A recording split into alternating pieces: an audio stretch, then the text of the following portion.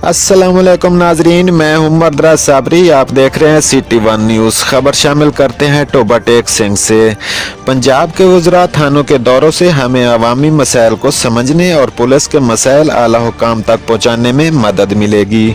DPO Toba Rana Umar Farooq Khan, सूबाई वज़ीर women development Punjab मोहतरमा आशफा रियाज फतियाना साहबा का DPO टोबा राना उमर फ़ारूक खान के हमरा थाना सिटी कमालिया का दौरा। इस मौका पर PRO2 DPO ASI Mohammad Ataullah भी मौजूद थे।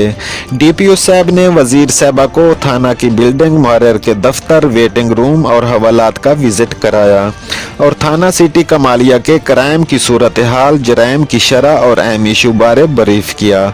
इस मौका पर DPO ने मीडिया से गुफ्तगू करते हुए कहा कि वज़रा के दौरों से हमें फीडबैक मिलती है और लोगों के मसाइल हमारे सामने आते हैं।